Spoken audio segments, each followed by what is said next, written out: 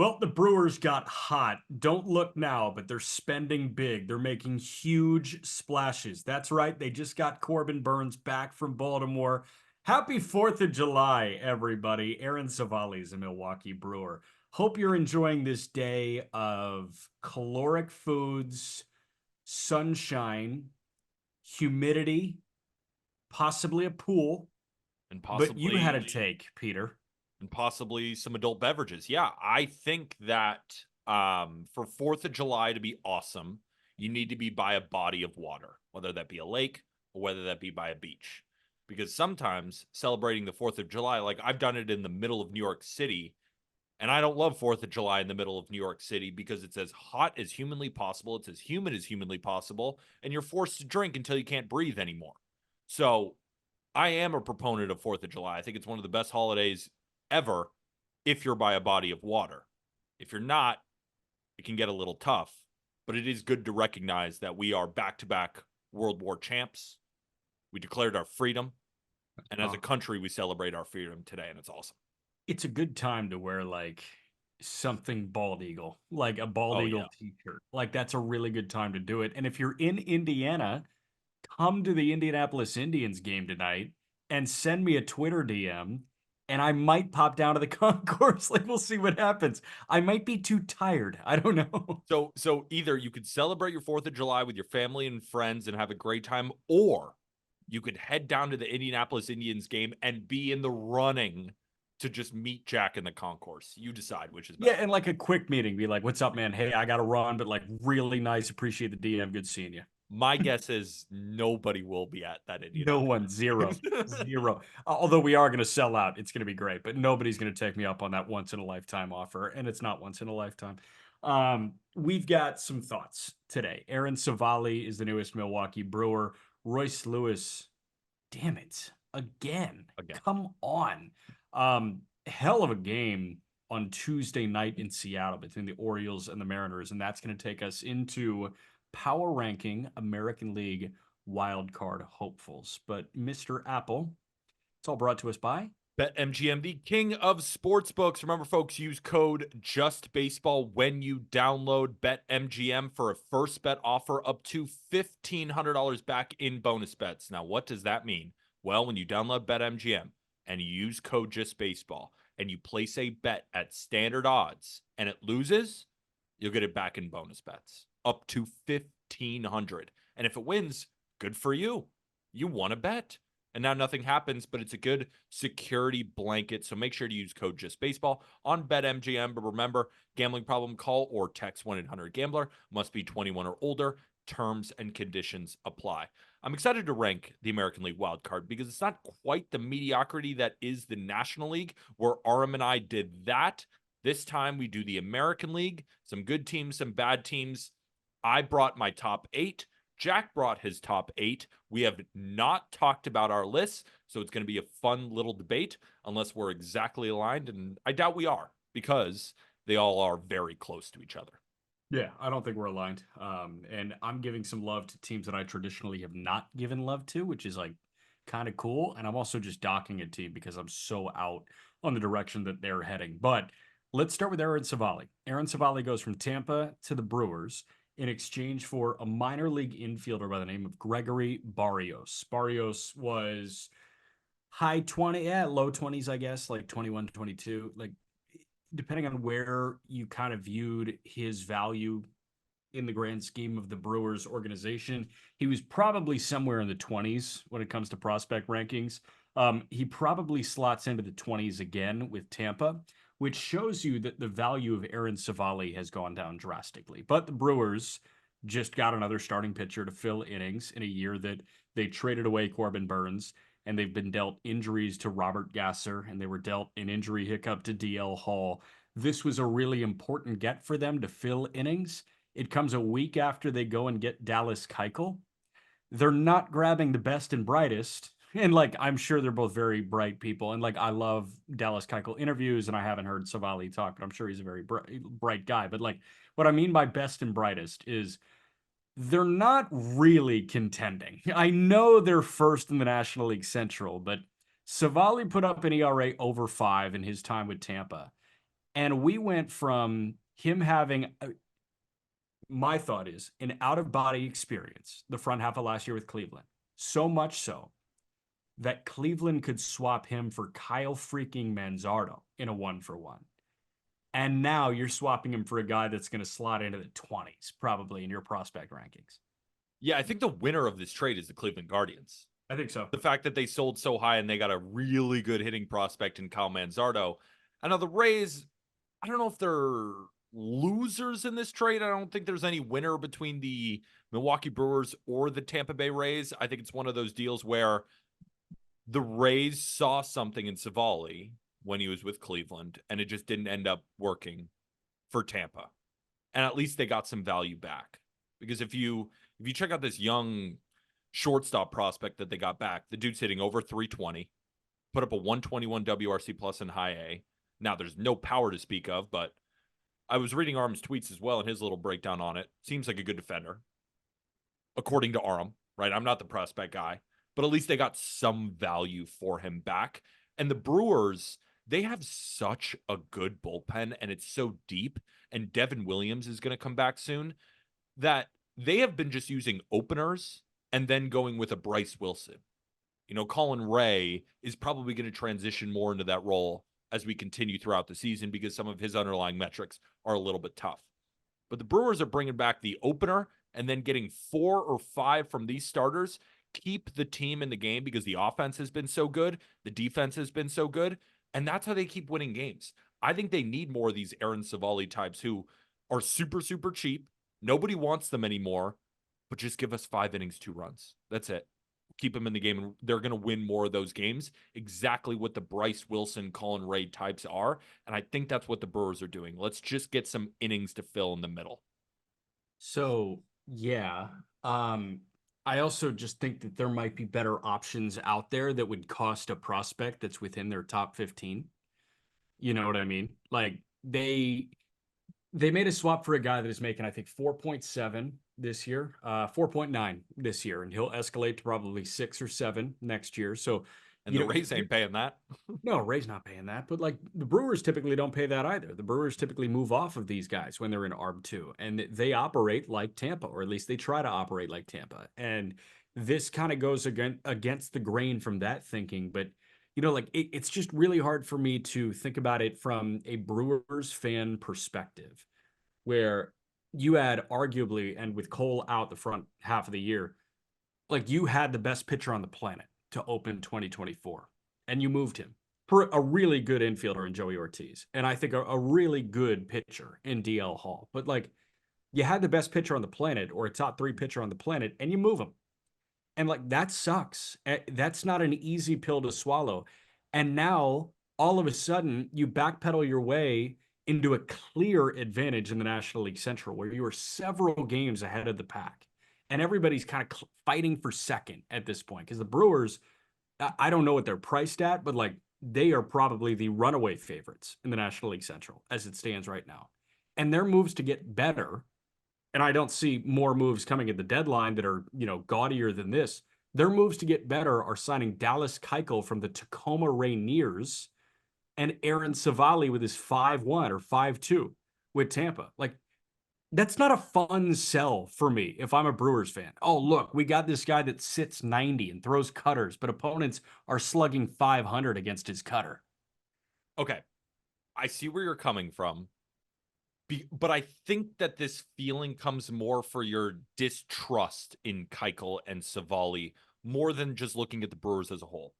Because what I think the Brewers are doing here is they have a prospect who they might not believe in, right? This is their 22nd ranked prospect. I just said he has 121 WRC plus in high A. Yeah, but he may like, never hey, make the listen, he's bigs. hitting 320. He's got like a 350 OBP. He doesn't walk. He And he doesn't doesn't hit for slug. power. Yeah, like, Okay, but will he factor into the Brewers' plans? Maybe. I don't think they care.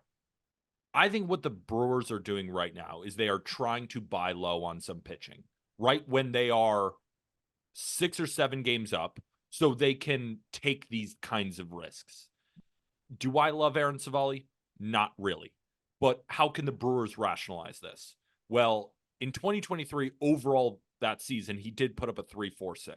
Now, I know it was mostly with Cleveland, Then he Yeah. went to Tampa and had a really bad second half. Then in the first half, he was really, really bad for Tampa again. So the way they can rationalize it is, well, before this guy went to Tampa, he was a fine pitcher, right? He's not going to sell any more tickets. He's not going to single-handedly win you ball games. But could he be due for a change of scenery here? Potentially. And it didn't cost them really anything. No. And now you have a guy who is a proven starter. Like you said, it's not high velo. It's not going to be that sexy. But can they use him in spots to get them to continue to win games? Because the way I view this Brewers team and the way we've been watching them win all season long is not because of dominant starting pitching. Like Freddie Peralta hasn't even been great. And this team is in first place. It's been like spot starts and a great June from Tobias Myers. But when I watch this Brewers team, it's all offense, it's defense, and it's the bullpen. And all they need is just some 5-inning guys to get them to that bullpen when Devin Williams comes back. And I think they're going to keep winning games. That's why, for me, I like this move for the Brewers. Okay, it doesn't work. You sent out your 22nd ranked prospect, whatever. Let's say he pitches to a 4 ERA, like the underlying metrics say for this season so far, right? He's in the mid fours, low fours, and all the underlying metrics. If he can do that, the Brewers are better today. And I think that's the point here. I think we're setting different goals for this team. Like, I think they can absolutely be good during the regular season, but like, close your eyes and think about the Milwaukee Brewers in the National League Division Series. Okay. But the thing is, I didn't think the Brewers thought they were even going to make the playoffs this year. I know. And So also, why not it's not just the go deadline yet. It's not the dead. Or who are they going to trade for right now? Are they going to go get? I don't know. So I view this as eliminating their moves at the deadline. This eliminates them being aggressive at the deadline. I don't know why that does, because Keuchel's not going to last long. And then they're just going to have Aaron Civale. That doesn't mean that they're done making moves. I don't think that it does. They might just be the team that's going to be making small moves. They want to win the division, and then all you got to do is get in the playoffs and see. Now, are we going to be picking them in the NLDS? No. No chance, because as it stands right now, their playoff four: Peralta, Civale, Colin Ray, Tobias Myers. Yeah, like I'm not going to be betting on that in the playoffs, but I don't think that's their vision right now. So I guess like I'm just confused. Like, what's the goal for Milwaukee? I think the goal for them is to win the division. The goal is get there. The goal is win the division. I think the goal is to get there and then see what happens. Then think about the Diamondbacks. Diamondbacks just got there and saw what happens, and they went to the World Series. Like, playoff baseball is so finicky. Just get to the playoffs and see what happens. Now, will we predict they win? No. Does the front office think they're going to make a run to the playoffs? Probably in the back of their head, no. But they know they got a chance. And you know, in the National League, anything can happen. Especially, we just talked about the mediocrity here. Anything can happen. And I don't like that thinking. I think that's fair, but I think that's also a different conversation. Yeah, it is a different conversation. Like, I really don't like the idea of we're going to put together a team that is just good enough to get there and cheap, and they're going to like see what happens if they play with house money. Like, it's on them at that point. Like, we got them there. I really don't like the thinking where the goal is get in. The goal should be run through the fucking tape. And I just don't think that the Brewers, who again traded one of the better pitchers on planet Earth and fell backwards into a 5-game lead in the division, or however big it is right now, like I don't love that their goal is to hold on to this division lead. I want their goal to be run through the tape. That's more than fair. I totally get that. And I hope that you're wrong, right? Yeah. I think you hope that you're wrong too. I really do. Exactly. Come deadline season, they actually do then make the big move. It's not really in the Brewers' MO to do that, though. Even when they had Burns and Woodruff and Peralta firing on all cylinders. Their MO is move a guy as they get expensive. Their MO is like float Devin Williams. Their MO is move Hader with a 1.5-year control. Move Burns with a year of control. Isn't that cool that they just went out and got a major leaguer? That's kind of my opinion on them right now. Like, we're calling Aaron Civale a major leaguer. Like, I think you're too low on him. No, is he like you're putting him in a Dallas Keuchel group? I don't think that's fair. No. I'm not. I wholeheartedly agree that Aaron Civale is a major leaguer, but like That's what the division leader in the National League Central is going for. They want major leaguers.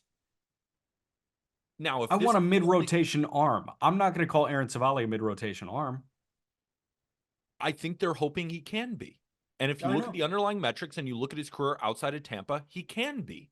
Now, will he be with Milwaukee? Only time will tell. But they didn't give up much. And who knows? Maybe he is. And if he isn't, no love lost. That's why I think it is a good move for Milwaukee. Just bare minimum. Are the Brewers better or worse than they were before this trade? No, they're better. They're Exactly. And clearly I think better. that's all that matters because they're better today. They're better set up in the rotation. They needed an arm and they got it. Is he going to shock the world? Is he going to single handedly lead them to the division? Of course not. But you didn't give up anything, basically. Yeah. And if you're the Rays, at least you did get something back for a Well, guy who obviously cannot perform for you. and you got out from under the money that you're going to owe him. You probably owe him 2.5 this year, and you're going to owe him 7 next year, and they got out from under that. That's why there's one winner in this deal. It's the Guardians. And I don't think there's a loser. And the Brewers could be a winner here. So I've been overwhelmingly negative about the Brewer direction over the last, 5 minutes or so. But I'm going to say something very positive about the Brewers now. And it's something that I feel very strongly about. And I brought it up on the call up, actually, that'll air tomorrow. Um, I really do believe that this is the time where you can win between the margins. I agree. Early July. It's July 4th. If you wouldn't mind, while I'm talking, Google the date that Jock Peterson was traded from the Cubs to Atlanta for Bryce Ball. I think that happened right around July 4th. And that was really important for the Atlanta Braves. When was it? July 15th. July 15th. Okay, so that's a 2-week window before the trade deadline. Like 11. Oh, yeah. Yep. Yeah. I thought you were I talking about think 2 weeks from now. It's like 11 days from now. Yeah, but like 2 weeks buffer between then and the trading deadline. I think those 2 weeks, these 4 weeks, are the forgotten part of the baseball season because Great. all we want to talk about now is the trade deadline. All we want to talk about deadline, deadline, deadline, who's on the move. Sometimes it's a deal to give you that kick in the ass that puts together a good month. And a team that dominates July puts themselves in a hell of a position after the deadline in August and a hell of a position in September when you make that final playoff push. These are, and I know the All-Star break is in there and we refer to August as the dog days, but like I think we start the dog days now. I think you started last week in June, and I think it runs through like the third week of August. And it's nice that the All-Star break is in there to break it up and the deadline is there to kind of add some juice to everything and maybe you're reinvigorated. But that move for Atlanta was so important because not only did they get Jock Peterson, but like they made a decision on their direction early. And remember, like that was an 88 win team that snuck in Yeah. 21 in Atlanta. So they made a decision on their direction. And the Brewers, I think, just told their fan base, we're going to go for this thing. Like, Yeah. we're not going to trade Devin. We're not going to trade Willie Adames, even though we're in the division lead, because they could be jaded after they moved Hader when they were sitting atop the National League Central. That's not going to happen this year. I thought that was a really good message to send to the Brewers fan base. And I think this month is very important. And the Brewers are going to be much better in the month of July, in a deciding month, with Aaron Civale than they would be without him. I want to talk to the front office in Milwaukee right now and ask them, do you guys give a shit about starting pitching anymore? It is so funny how they operate this team. Like Well, it almost seems like Freddie Peralta is the guy to start the first inning and continue, and the rest of them, it's just mixing and matching with matchups, and it's working. It is working. now I will say also credit because Freddie Peralta is on the best deal literally ever. He's got a club option next year at 8, and then a club option the year after at 8. He's making 5.7 this year. He made 3.7 a year ago. 5 years, 15 and a half in Wow. 2021. That's the best deal in baseball, and it's not close for a team. Like, damn, I'm sorry, Freddie. You just got gypped out of some serious ARB numbers. But I think in their dream scenario, it would have looked a lot different this year because they would have a healthy Gasser who looked really good before he went down and he Yeah. blew out. So, DL obviously Hall. hoping for a good recovery for Robert Gasser, but DL Hall, same thing. Like, I think in a perfect world, they were probably looking at this year as Freddie, Paul, Gasser. And then you fill in the rest. Ray, solid enough. Carlos Rodriguez, solid enough. Mizorowski's probably a year away. Like you build that sustainable rotation, and now they're trying to piece it together. Shit, Wade Miley, man. Wade Yeah. Miley hit the shelf. In what world does Wade Miley hit the shelf? You can't expect him to hit the shelf. And Wade Miley is about borderline ace. Yeah. Yeah. We went over his numbers. Dude's awesome. Danny Duffy and John Means. Wade Miley, Danny Duffy, John Means. Get outs, guys. Let's get these Get outs, emerging guys. aces. Yeah. Wade Miley, Danny Duffy, John Means. Exactly. Royce Lewis. You want to talk about Royce, or you got anything else on the Brewers? No, I don't have anything else on the Brewers. We can move on to Royce Lewis. It's just like every other week we have the same conversation. We talk about that he's got a 950 OPS for his career in about 325 plate appearances. He's got 27 jacks. He's hitting 300 for his career. He is a phenomenal MVP level caliber hitter, and he gets hurt every other week. This time, I'm watching the game unfold.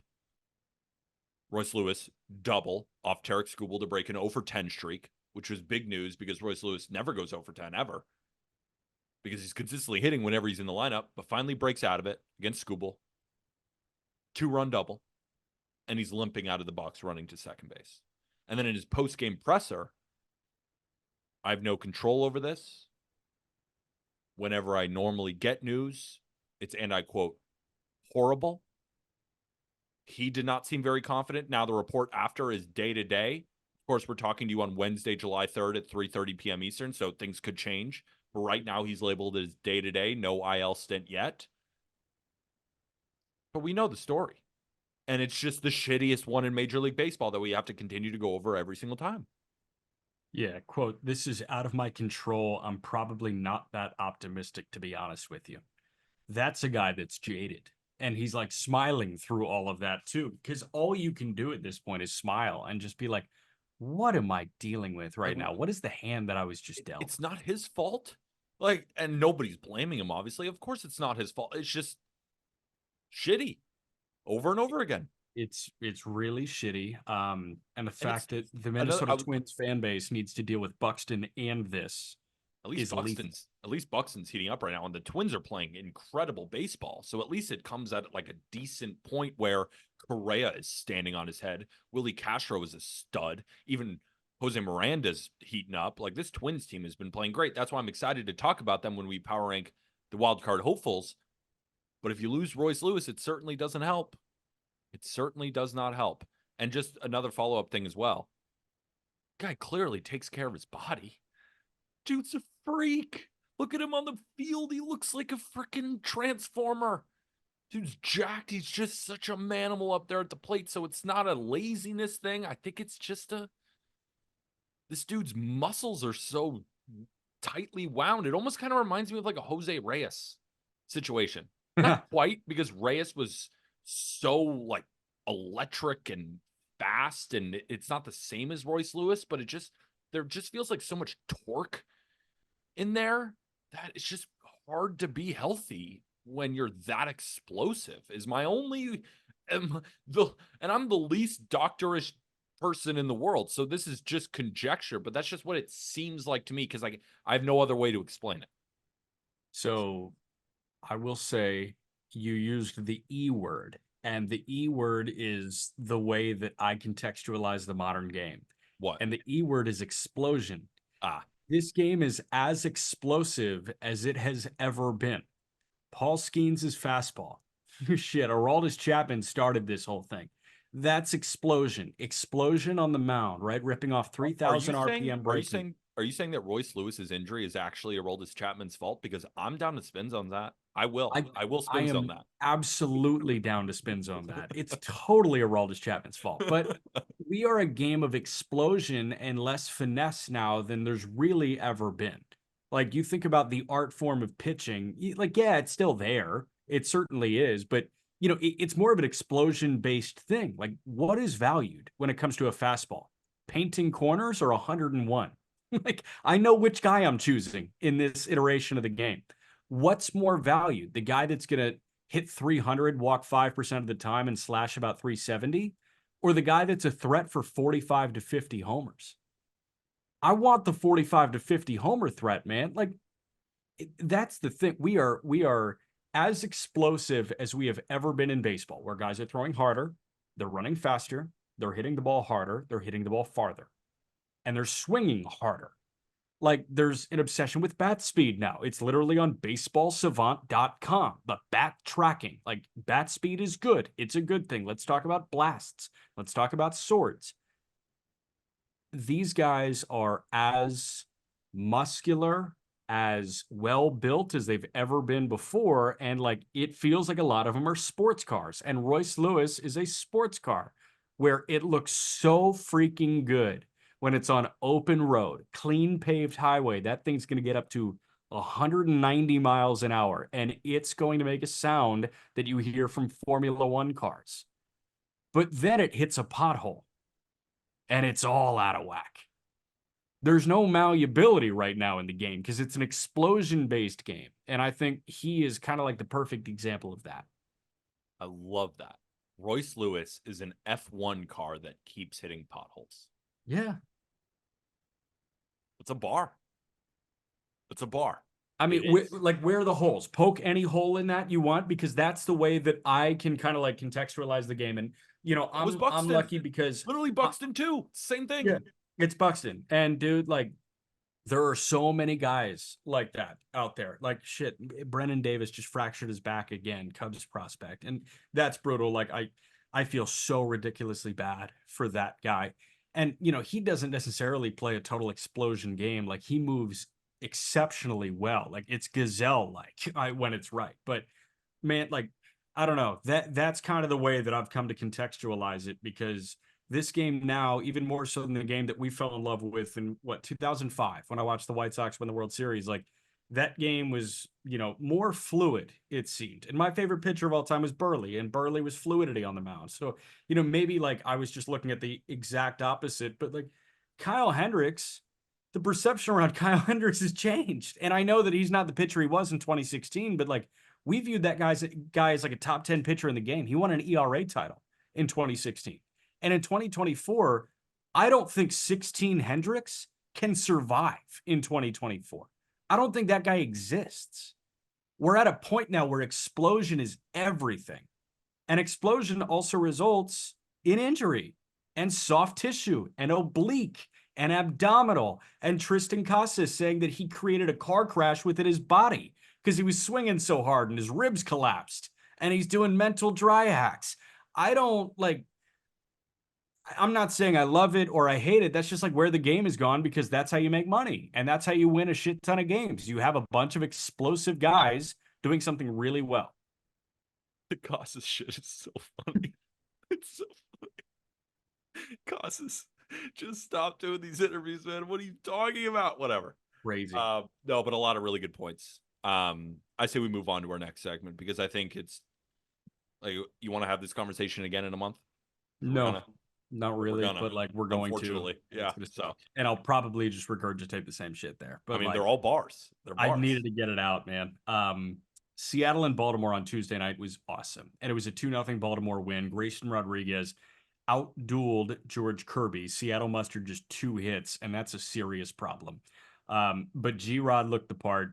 Thought Kirby looked the part. I'm taken aback every time he walks a batter. Like I saw him miss high on a 3-2 pitch. And I was like, I feel like he should be throwing his glove on the ground and like throwing a temper tantrum when he walks somebody, because he just demands such a high bar from himself.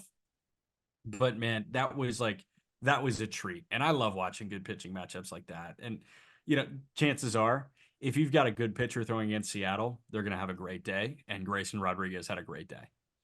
The Mariners offense is so pathetic. Yeah. I mean, it was annoying me for a while. Now it's legitimately upsetting to watch. And I'm sorry, Mariners fans. You guys have amazing pitching. You know it. You know Kirby. You know Gilbert. You know Castillo. You know Wu. You know Miller. We know. I think the bullpen is slightly overrated. But it's the offense that Julio Rodriguez was hitting 7th in that game. He has moved down the lineup. So the Marine Layer pod, they do an excellent job, the Just Baseball Network, covering the Mariners. They broke down Julio. They did an entire episode on Julio Rodriguez. So for any Mariners fans listening to this, make sure to go over and listen to that episode. He has the same WRC plus since the start of 2023 as Nathaniel Lowe, 112. Yeah. That's not a superstar. I mean, So this offense, at one point, I think they still do have a lower batting average than Chicago White Sox. They can't hit. None of them can. So, for example, the Orioles scored 2 runs yesterday. Mariners scored 0. That's why I think the Astros are going to win this division. We're going to talk about it in a little bit. I am so out on the Mariners. It's ridiculous. I think that they are right now the most overrated team in Major League Baseball. I really do. And I know we're just talking about the Orioles-Mariners series, but I have to get these feelings out about watching this team over and over and over again, just continue to underperform offensively over and over and over and over again. As much as you like good pitching, can we hit it all? There's nobody in this lineup that you can rely on right now. Like, I guess J.P. Crawford, Josh Rojas was standing on his head for a little bit. They need to add 3 or 4 bats at the deadline for me to want to buy into this team, or they have to turn the ship around. They already fired their hitting coach. Hasn't really exactly worked since then. yeah. It's depressing because I love Seattle. We were at T-Mobile. We met so many fun Mariners fans. I want them to be good. It's just, this is why I'm getting upset. I'm glad that you brought up the Marine Layer pod because, and I'm glad you listened to it at the same time I did. Like, that's how I spent my morning, listening to the deep dive on Julio Rodriguez. Yeah, they're fantastic. They spent about an hour doing that, and it was like, they're crazy. They're the awesome. biggest Mariners fans in the world. And by the way, you can stream this anywhere, but if you are in the Seattle area, if you're in the Pacific Northwest, those guys are filling in for Brock and Salk on Seattle Sports, which is, I think, 7:10 a.m. In Seattle tomorrow, 7 a.m. to 10 a.m. Pacific, which is really cool. They get to fill in on AM Drive on the radio station and the talk show that they grew up listening to. So that's going to be a really cool opportunity for the Marine Layer guys. Again, Seattle Sports, 7 a.m. to 10 a.m. Pacific. It's an ESPN radio station. They're filling in as the guest hosts, Brock and Salk, on Friday, July 5th. But TJ brought up a really good point that I wanted to highlight because Julio's highs are so high. This guy had crazy high. Yeah, like this guy had 17 hits in a 4-game span. Nobody's done that before. And like the last guy to do it had like one of those weird, 4 nickname names for the 1890s. Old Buckersworth. Yeah, your guy, Mr. Buttersworth. Yeah, pretty much. Mrs. Buttersworth. But TJ noted this. Julio Rodriguez has now played 15 months of Major League Baseball. In 7 of those 15 months, he has an OPS, or he has a WRC plus, over 110. So over 10% better than the league average. In 8 of those months, his WRC plus sits at 109 or below. 109 is a slightly above average major league hitter. So Julio Rodriguez in 8 of the 15 months has a WRC plus slightly above average or lower. He's slightly above average or lower more times than he's on fire. And like, again, when he's on fire, it hedges that. And it has created a good, very, very good baseball player. And I was looking at WRC plus since the start of 2023. And you mentioned he's on par with Nathaniel Lowe. Nathaniel Lowe has about a 3.5 WAR in that time. And all the guys around him are sitting at about 3 to 4 wins above replacement, maybe the high 2s to the low 4s. J-Rod's at a 6.3. Yeah. So that shows you that the speed is next level, and he showcases it on the base paths. And he's turned into one of the better outfield defenders in all of Major League Baseball. I don't think Mariners fans give a shit about that now. I really don't. In the batter's box, they rely on him. Yeah. And in the batter's box, he needs to hit. He needs to hit, and he's hitting 7th in this lineup. And in the batter's box, he has an OPS in the very, very low 600s. Moment of silence. It's tough. It's real tough because gotta be better. Baseball is better when the Mariners are legit. Because here's how and maybe it's just me, and this is why like my emotions are coming out. The Mariners could be absolutely amazing. Think about it. They have 4 guys on any given day who can produce like an ace. 3 of them already do it all the time. Their bullpen, if they had Gregory Santos, if they had Matt Brash, If they go out and get some more guys, bullpen could be unbelievable. If the offense was league average, they could win the World Series.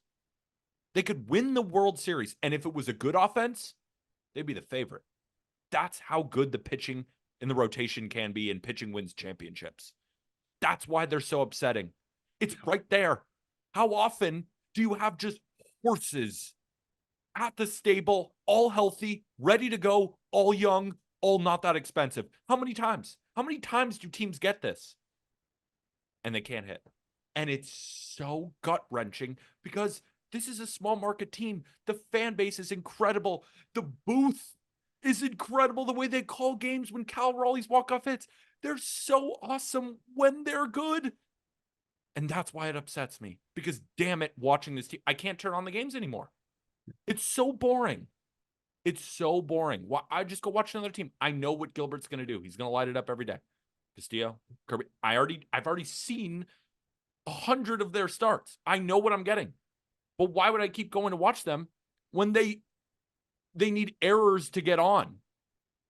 If you watch that Twins game where they beat up Joe Ryan, it was all melting of the Twins defense. They didn't actually score any runs. They didn't. Like, it was just a Twins defense melt. There was an inning. They had a triple. It was a squeeze play that scored the runner, or no, it didn't score the runner because Joe Ryan went home. Runners on first and third. J-Rod swinging bunt. Oh, so it wasn't a squeeze. It was a squeeze It was a squeeze play by Josh Rojas. Next batter, Julio, swinging bunt. Oh, okay. Called out on the field because the pitcher threw home. He ended up being safe. That's how they scored the next run. The next way they scored a run, Cal Raleigh hits a fly ball to center field. Buxton loses it in the sun. Then it keeps coming around, and then there's a strikeout, then there's an out, 2 runs for the Mariners. That's how they scored 2 of their 3 runs in that game. That was one of their highest outputs of the series. It's just makes me upset. It does. They're in a bad spot. And I love the term horses in the stable because it's a Ty Dolla $ign song, right? Is it? I think it's a really good Ty Dolla $ign song, but it's also like, that's exactly what they have. And Brian Wu, I can't really figure out because he'll throw 5 innings. He lowers his ERA to 102. I know. And then it's like, yeah, he's on the shelf, but he might make his next start. You know what he keeps doing? He keeps getting hurt, making 3 starts after that where he doesn't allow a run, but his pitch count doesn't go above 65, and he goes 5 shutty, then back on the IL. And it's Brian like, well, Brian Wu threw 70 innings this year at a 1.04. Is Brian Wu the Royce Lewis of pitchers? Kind of. Kind of. Sort of. Kind of. And it works when that way. And it works when you also have, like some of the best pitchers on the planet in Kirby and Gilbert and Castillo. Like, these guys are so good. They're so good. And it's frustrating. But I mean, shit, we're being negative about the team that's leading the American League West. So we're going to get to the American League wildcard teams. We're going to power rank 8 that are in the conversation right now. But before that, quick break. All right, let's power rank. We've got, what are they? Royals, Twins, Red Sox, Rays, Blue Jays, Rangers, Tigers, Astros. Yeah. Those are the 8 teams? All 8. Okay. You go 1 through 8 right now. Get it done in 10 seconds. No, we're going to go team by team. So at number 8, we'll go from the bottom up. We're going bottom up. Okay. Bottom up. That's how Arm and I did it. But we could also go top down. We could do a little bit of a switch. What do you think? I like bottom up, man. Like bottom up? Okay. For me, that number 8 is the Tigers. Is Tigers there for you? Yes. It's an easy explanation. Outside of Tarek Skubal, I don't really believe in their pitching. And now, Tigers fans, I know you just caught that. What about Jack Flaherty? Do you think Jack Flaherty is going to be on your team at the deadline? Neither do I. So after Tarek Skubal, I don't really believe in much of the pitching. Now, Reese Olson, I think, is a good pitcher, but let's be honest with each other. Your offense doesn't show up for Reese Olson. They don't show up for Tarek Skubal. It's a really bad offense. Without Kerry Carpenter, they're in the bottom 5 against righties. Against lefties, they can do okay, but it's still not an electric offense. It's not a very good defensive team. It's just not a very good team in general. So if I'm looking at the wild card race, the Tigers are in last for me. Yeah, same. I have nothing to add there. I think they are the one true clear seller that is in this conversation of eight. And we eliminated the Angels because the Angels are going to, ah, I can't say we know that the Angels are going to be They're sellers. gonna They might buy. just buy and then put all of them on waivers. Like, I have no idea what they're going to do. But the Angels are eliminated. The Angels are the honorary nine, but eight for me is the Tigers because, like, they're clear sellers. And I think they've already made that direction known. The number one overall pick 4 years ago is in Toledo right now. He's speaking Mudhead. Like, come on. I mean, this offense right now without Kerry Carpenter is just Riley Green. Wenzel Perez is a fine player. Mark Canna gets his in spurts. But Canna should get moved. And Canna should get moved. Exactly. So we're looking at some key players who we kind of like. They'll probably be gone. And the bullpen, outside of Foley, has completely fallen apart. No, I mean Lang Like in went the to middle Toledo. innings. Yeah, I mean this is not the Tigers bullpen that we thought would have a lot of arms to trade at the deadline. It's not that bullpen anymore. So yeah, they're clearly there for me. Who do you have at number 7? Because number 7 is interesting. Because you could go a couple of ways here. You ain't gonna like this. I've got the Blue Jays at 7. Why would I not like it? I have the Blue Jays at 7 as well. I don't buy it. I think the vibes are in the shitter. I don't think the vibes are good with this team at all. At all. I think they should clean house. I don't think John Schneider is back next year. I don't know if Ross Atkins is back next year. I think if Blue Jays fans had it their way, John Schneider and Ross Atkins would be gone. I think they would hold on to Vladdy, but I think they would have no problem saying, you know what, let's cash in on Bo Bichette. Let's cash in on Kikuchi. Let's cash in on Bassett. Let's cash in on whoever we can at this point because they're getting older. They're not getting better. And man, like I'm I'm pretty out on the Blue Jays possibly having a positive direction here.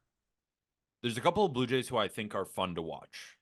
Addison Barger, Horowitz has been pretty good. I'm obviously a fan of Davis Schneider, friend of the program, and Vladdy has been standing on his head. Vladdy has been awesome. I think they should give Vladdy a blank check and tell him like not to exceed 200 and Yeah, like blank. just have him do it. That's for another time. Vladdy's Yeah. obviously awesome. Bo Bichette looks genuinely checked out. He looks like he doesn't even want to be there anymore. Like these at bats that he's putting up lately are so bad, so out of the realm of what Bo Bichette is. Now, George Springer's had a couple of nice games lately. But at the end of the day, like a lot of the guys in their lineup right now, boring. That's how I'm gonna start putting them in that bucket. Just boring. Like these guys just lethargic, not great ABs. Not a fan of their offense. If you look at it against righties and lefties, they're around league average. You look at their starting rotation. Gosman is not the same guy.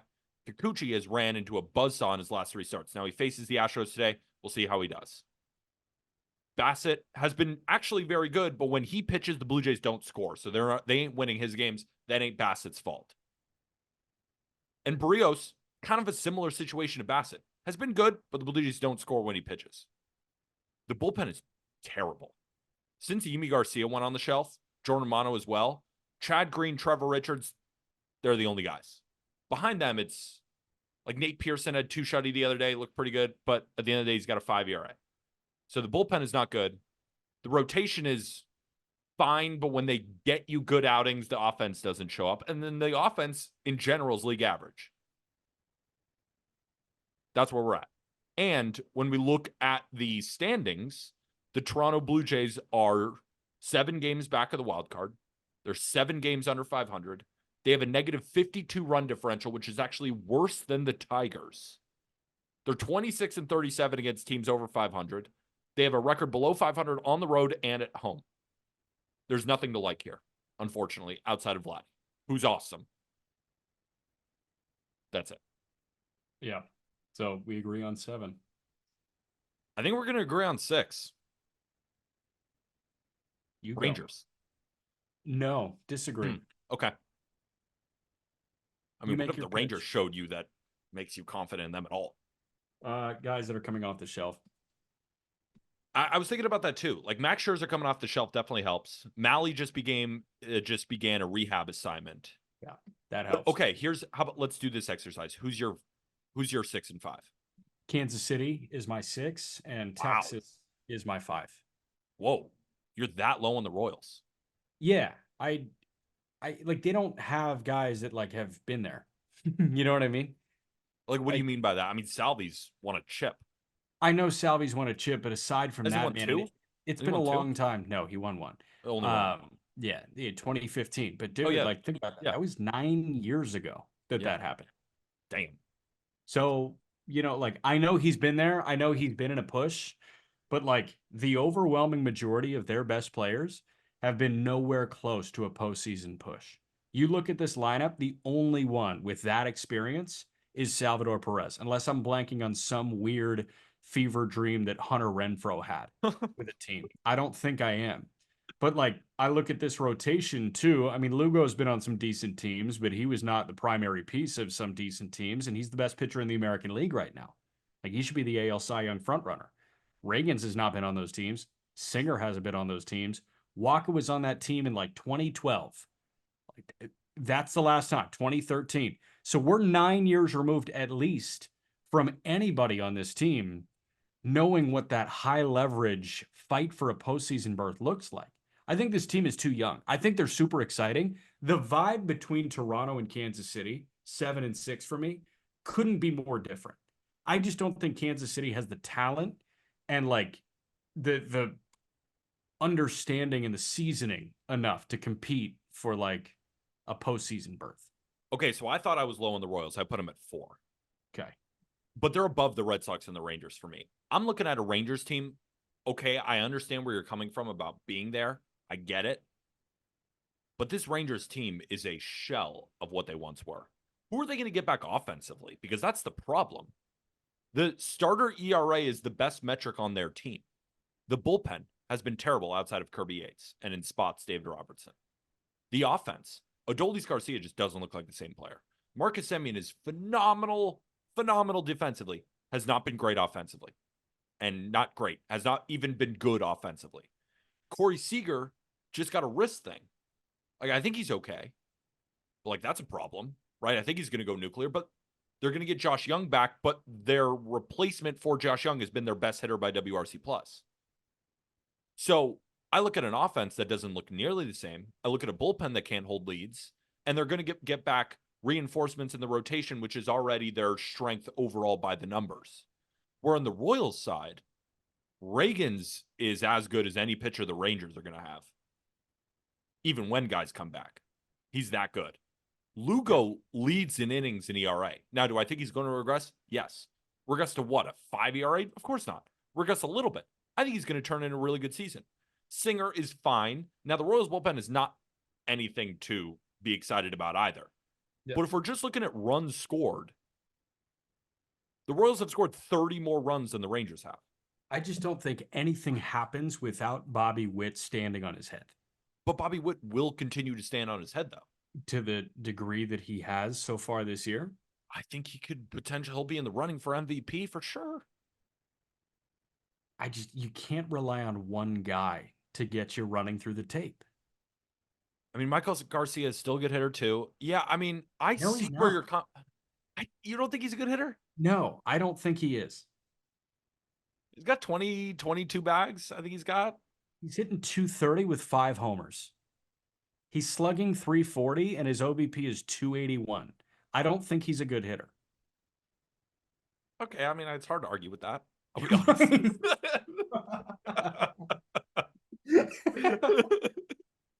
It's hard to argue with that. I'm not going to lie to you, right? I think he is a good hitter. I think. Could be wrong. Been wrong before, been wrong. Will be wrong again. But this cluster, I'm so disappointed with the Rangers. It felt very weird to me putting the Royals below the Rangers when the Royals are 7 games up on the Rangers right now. But the Royals, I think the Rangers are fully committed to getting back in this thing. But the Royals are fully committed to staying within this thing. And they have a plus 51 run differential, while the Rangers certainly are not in that boat in the run differential department. -3. I mean, they should start to see a little bit of better luck. They're putting together a pretty decent series against the Padres right now. They beat up Dylan Cease. Good for them. But it's just... And it's so funny because Arm and I were talking about it was like between the Reds and the Cubs. we're not completely sold on these teams, but what about the Red Sox? What do the Red Sox factor in? Because you went Royals and Rangers. Do you have the Red Sox next? I don't. You have the Rays, I assume. Yes. So for me, I have the Red Sox at 5 and the Royals at 4. Okay. And when I look at the Red Sox, I'm looking at an offense that I just don't know if I actually believe in. I'm seeing David Hamilton put up great numbers. Wilyer Abreu, I do like. Is he this good? Jaron Duran, we gave him his flowers. Is he an Duran MVP is this candidate? good. Is he? Yeah. I don't know. I need to Yeah. see it for the rest of the season. I do. I just need to see it for the rest of the season. Is Connor Wong going to hit 330 this year? No. Yeah. Is Tyler O'Neill going to slug 550 and stay healthy for the rest of the year? Maybe. I don't know. There's just so many guys who I'm not sold on you offensively yet. And now fans could say, well, I am. I need to see more than 3 or 4 months. I'm sorry, I do. And I look at a rotation outside of Hauk. I mean, right now, it ain't good anymore. It ain't good anymore, but Cutter's pretty good. Yeah, Cutter gave me things to be happy about. Yeah. Pavetta's Pavetta. I think Pavetta can figure this shit. Did you see him give up like 9 runs in an inning to the Padres in the 5th inning? Yeah, but that happens to him. That's happened to him often. And then he'll bounce back with 7 shutout innings, 2 hits. And then the next start is 5 earned. Yeah. But give me more good Pavetta than bad Pavetta. Josh Winkowski is now in the rotation again. Like, are you saying you like this 2-8 in 35 innings? You believe in that? Not really, but I'm saying, do you believe in that more than you believe in the Royals? Like, I believe in the Royals more than this. No, because I think that there's a huge drop off after Bobby Witt in that Royals lineup. And my thing is you give me a superstar in Bobby Witt. Can you give me a damn solid Sal Perez hitting right now? I will take Jaron Duran, Rafi Devers, that tandem. And I think Yoshida can't be any worse than the way he started right now. Why? He might just not be good. Dude, I think he's good. I think he proved that last year that he can be a good hitter. He was like a slightly above average hitter and the worst fielder I've ever seen. I think O'Neill can be solid. David Hamilton is proving value. Whether we like it or not, he's proving value. Wong, I'm going to stop doubting at some point. I don't think he's a 330 hitter, but shit, if he hits 290, that's a big win. And I think that a guy has really underperformed that I'm banking on. Cedar Rafaela is immensely talented. He is. 100% he is. Yes, that is a fact. So is Wilyer Abreu. I put Wilyer Abreu. I didn't mean to. And I do like Jaron Duran. You kind of convinced me here. I'll be honest with you. I think I would go with the Red Sox over the Royals, but I'm not putting the Rangers over the Royals. I can't do it with the Rangers. I just can't. I can't do it with them. I don't think that they're any good. Remember that huge freaking rant I went on a week ago? Yeah. What have they done since then? What have they done in their last? Wyatt Langford cycled. In their last 10 games, they're 4-6.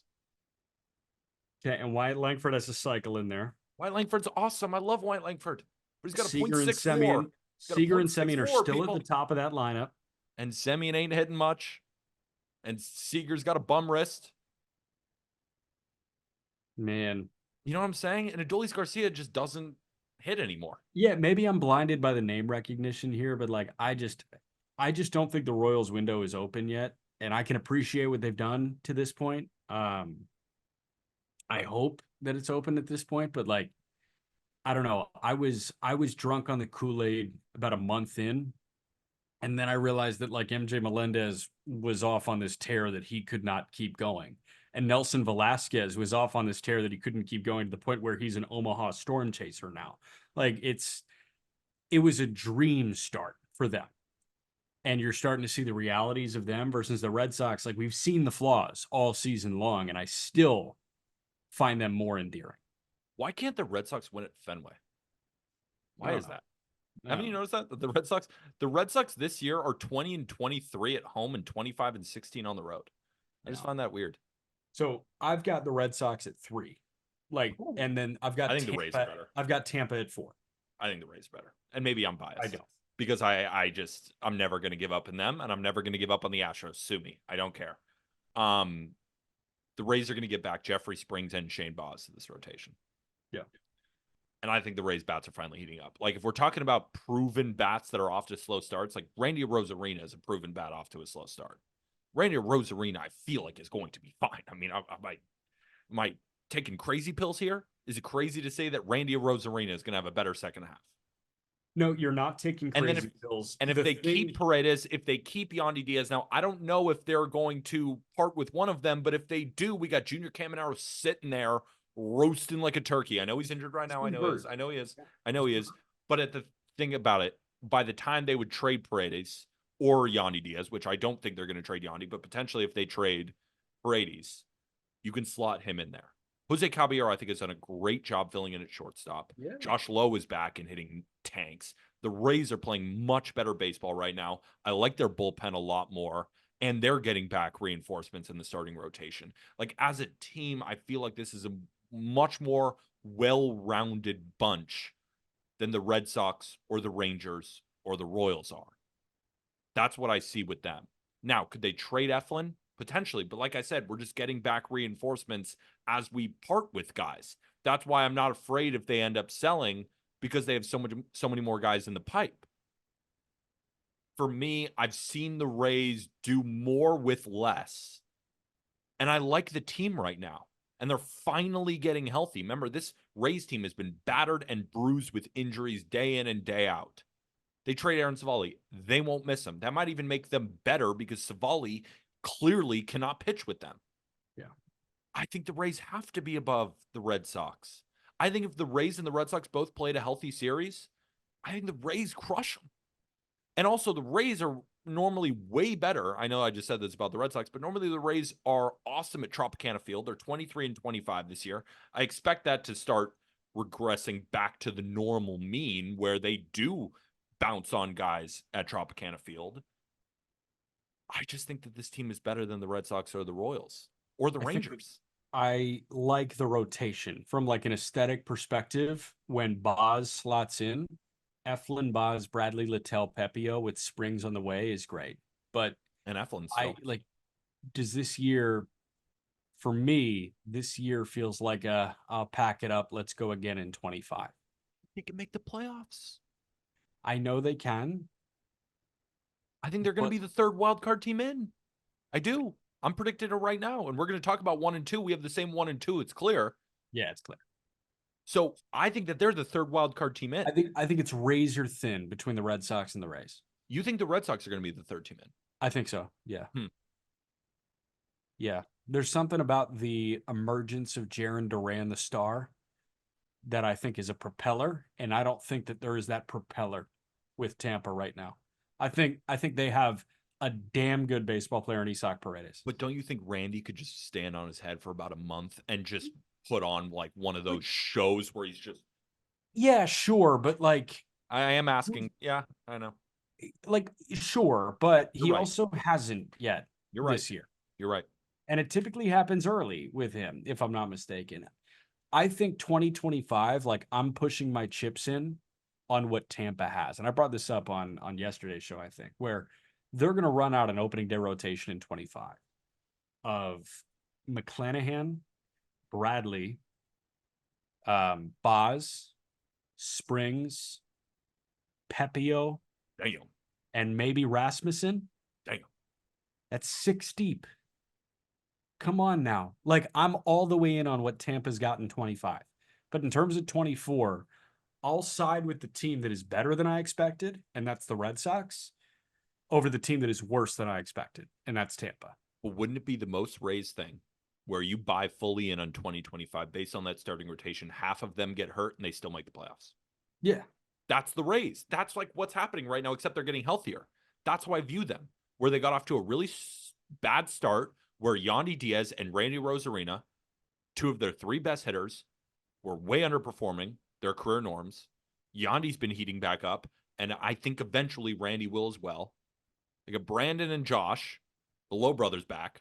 Lowe and Lau. I know they're not brothers. Yeah. This is a good team to me. I don't think so because Lau is not great. Yeah, he really isn't. He isn't. And like I'm looking I've at a seen it back. before, though. I know, but I'm looking at a catching tandem of Ben Rortvedt and Alex Jackson. Ben Rortvedt has not been bad. Don't shit on I my know, guy but Ben it's Ben Rorschach. Rortvedt. Alex I, Jackson is legitimate. I mean, I'm looking at a shortstop duo of Taylor Walls and Cabby. Cabby's good. I don't want you to slander Cabby. Cabby's one of the league leaders in stolen bases. He's been a good defender. He's been a good overall player. He's got a 670 OPS. Yeah, That's what so he he's did in got hit Seattle. power. He was a very good platoon bat for Seattle. And then I'm looking at a DH spot that like is kind of revolving between Richie Palacios and Johnny DeLuca, who's hitting a buck 65. I mean, yeah, DeLuca. I mean, Palacios has been objectively fine. But don't you kind of believe in this? Like, so you like the Red Sox lineup more. I'm banking on the Rays pitching a little bit more. And then I think if the Rays lineup get hot, they can at least hang with the Red Sox lineup. And then the pitching is just going to win out for the Rays. That's my view here. So I like the Red Sox lineup more. And on paper, just by names, not looking at what's happened this year, I like the Rays rotation more. But the Red Sox, you can't deny their results Oh, in the Houck has starting been rotation. awesome. But the thing is, those results right now is Tanner Houck, Cutter Crawford regressing, Nick Pivetta being inconsistent, Brian Bayo just being full blown not good, and then a Yeah. bullpen arm. Yeah.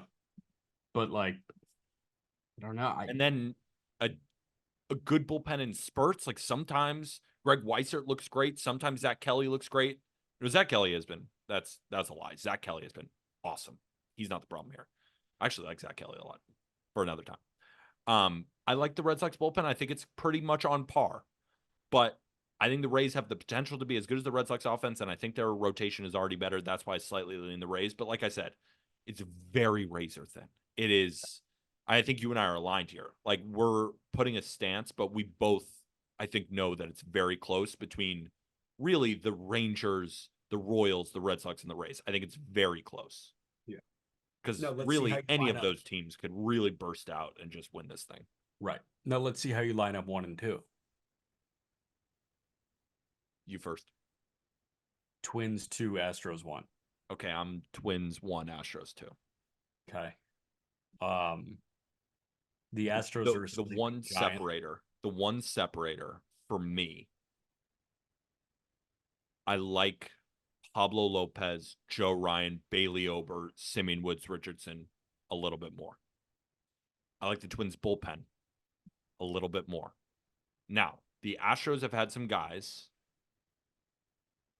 help them in the bullpen at least, right? A couple of guys down there outside of Presley, Hader, and Abreu. So they've looked better back there. But Duran, Jackson, Alcala are fucking awesome. That is a three-headed monster, and they're going to get Brock Stewart back, who is also a dog. So the Twins have a good bullpen.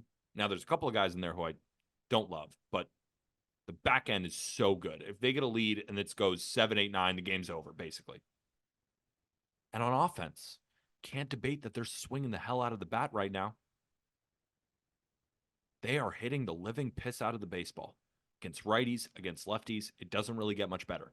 Now, the Astros have a good offense, and it's without Kyle Tucker right now. So I could hear the pitch on Tucker comes back and this team goes crazy.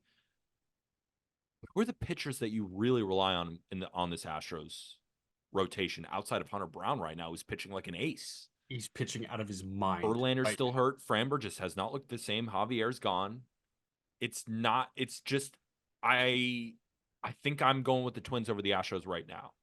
Now, playoff time, we'll be back on the Astros. Yeah. But if we're talking about regular season, who I think will have the better record, I think it's going to be the Twins. Listen, man, Renel Blanco has been balling.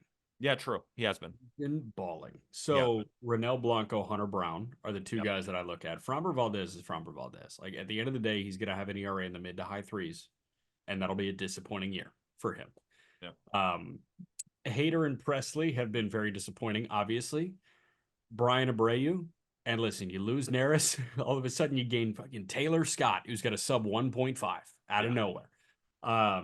So I side with the Astros because one of those two teams has Yordan Alvarez, Jose Altuve, Alex Bregman, Yainer Diaz, and Kyle Tucker coming back, and one of them doesn't.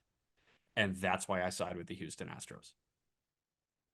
Not gonna lie to you, kind of a mic drop moment from you, and like I'm not, it's hard to debate that one. You know, Like one of them has Jordan Alvarez and the other doesn't. Your thoughts, right? I Like think tough. the Twins lineup is deeper though. I think like the 6 to 9 holes for the Twins, I think have been fantastic. Yeah, but 1 through 5 for the Astros is generational. Yeah, like I think the Astros beat the Twins in a playoff series, but I'm just talking about throughout the rest of the season. Correa has been as good as any of those Astros hitters you've named. Hopefully, Royce Lewis, this groin thing isn't bad and he keeps playing. But Willie Casho has been great. Trevor And oh, by the Plumnick's way, been... Brooks Lee just got called up. He did? As of 5 minutes ago, 20 minutes ago. Hell yeah, Brooks Lee. Yeah, I nice. love Brooks Lee. I I would take the Twins bullpen and I would take the Twins offense over the entirety of the regular season, I think. I think I would take their starting rotation right now. But come playoff time, it'll be the Astros again. For right now, I'm going with the Twins. But that's our power rankings. So for me, it went number 1, Twins, Astros, Rays, Royals, Red Sox, Rangers, Blue Jays, Tigers. For you, Astros, Twins, Red Sox, Rays, Rangers, Royals, Blue Jays, Tigers. Bingo. Bingo. And that'll do it for this episode of the Just Baseball Show. Make sure you rate and review if you enjoyed. You probably didn't enjoy this episode if you are a fan of any of these teams in the wild card. We kind of just shit on everybody. I shit on the Mariners. If you don't want to leave this a 5-star review, that's fine. No 1-stars, please. Don't take it out on us. These are our honest opinions with no bias. It's just how it is. And if you're watching this on YouTube, hit that big red subscribe button. And if you're interested in some Just Baseball merch, go get yours. Episode description. Rope hats are back. Go get yours. Need tickets? Game time. Code Just Baseball. You want to bet on anything? Code Just Baseball on BetMGM. For Jack McMullen, I am Peter Apple. Of course, we're going to see you tomorrow. And with that, thank you, everybody.